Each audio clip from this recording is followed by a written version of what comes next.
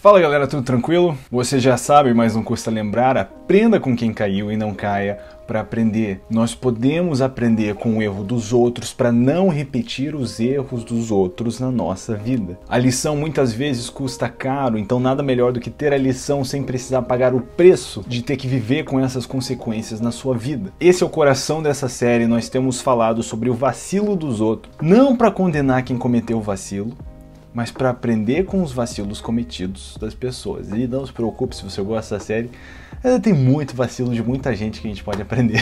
E eu acho isso preciosíssimo. Tudo que está escrito para o nosso escrito foi ensino? Calma. Tudo que está escrito para nosso ensino foi escrito. Então, quando a gente lê desses vacilos que as pessoas cometeram, não é pra gente ficar só, nossa, que tragédia, é pra gente aprender e não repetir. Pensa comigo, se você vê alguém caindo num buraco, aquela pessoa podia ter sido desatenta, ela pode ter sido uma vítima, ela pode ter sido várias coisas, mas se você cai no mesmo buraco, você é um mané. Porque você viu a pessoa caindo no buraco, por que você fez a mesma coisa? Como que você caiu no mesmo buraco? Esse vacilo de cair no mesmo buraco que alguém que você viu cair no buraco é o vacilo que nós vamos falar hoje. Eu tenho perguntado para minha família, sobre os vacilos que chamam a atenção dele nas escrituras, e esse foi o vacilo sugestão do meu cunhado, Daniel. A gente teve uma conversa sobre o assunto e eu achei muito interessante. O profeta Samuel cometeu esse vacilo e nós já vamos ler como. Em 1 Samuel, no capítulo 2, no versículo 27,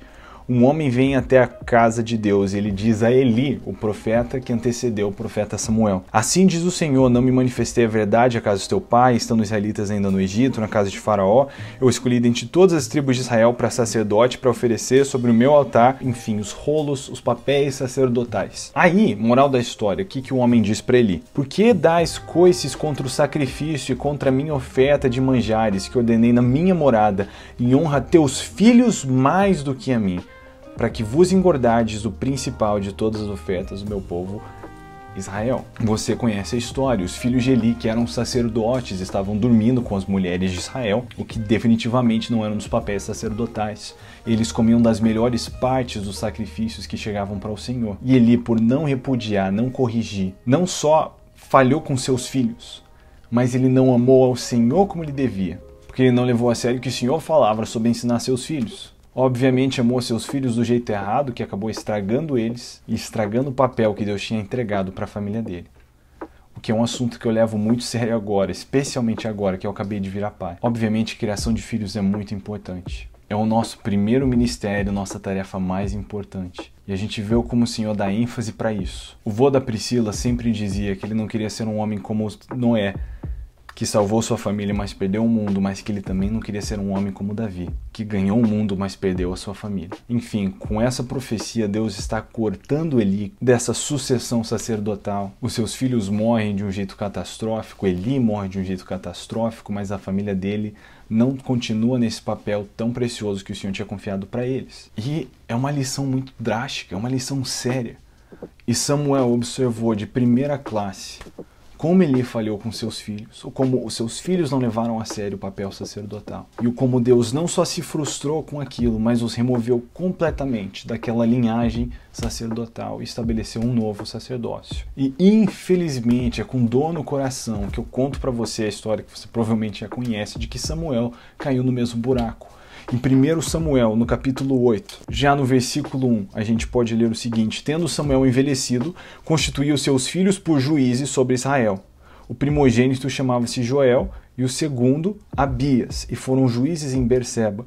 Porém, seus filhos não andaram pelos caminhos dele, antes se inclinaram à avareza e aceitaram subornos e perverteram o direito. Apesar de não ser um papel sacerdotal, ele ainda era um papel central dentro de Israel. Os juízes eram os líderes da nação, enquanto não havia um rei ainda. E os filhos de Samuel, o sacerdote, aceitavam subornos e corrompiam a justiça, o que obviamente não é a postura de alguém que caminha com o Senhor. Então os anciãos todos de Israel se congregaram e vieram a Samuel a Ramá e lhes disseram: vê, já estás velho e teus filhos não andam pelos teus caminhos.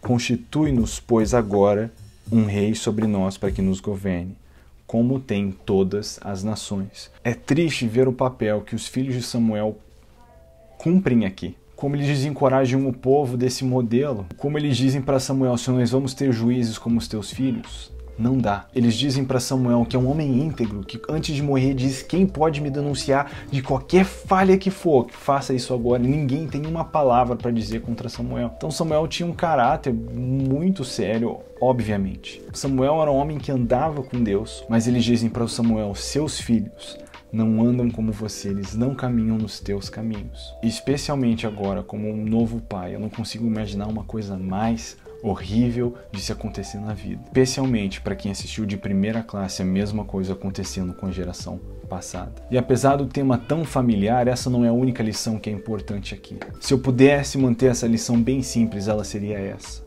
não repita os erros dos outros. Se atente para a sua vida. Se você realmente procurar sabedoria, procurar amando o Senhor na sua vida, e você se percebe repetindo coisas que não terminaram bem na vida dos outros, então algo de errado não está certo. Não pode ser uma ideia caminhar em direção reta a um buraco que você já viu alguém caindo. Então a lição dessa semana é essa: que a gente não seja como Samuel e aprenda a evitar o buraco em que os outros caíram. E que possamos também dar a atenção, o amor necessário às nossas famílias. E realmente transmitir aos nossos filhos, ou aos seus futuros filhos, o que é de fato a coisa mais importante dessa vida. É nóis, Deus abençoe vocês, a gente se vê no próximo vacilo.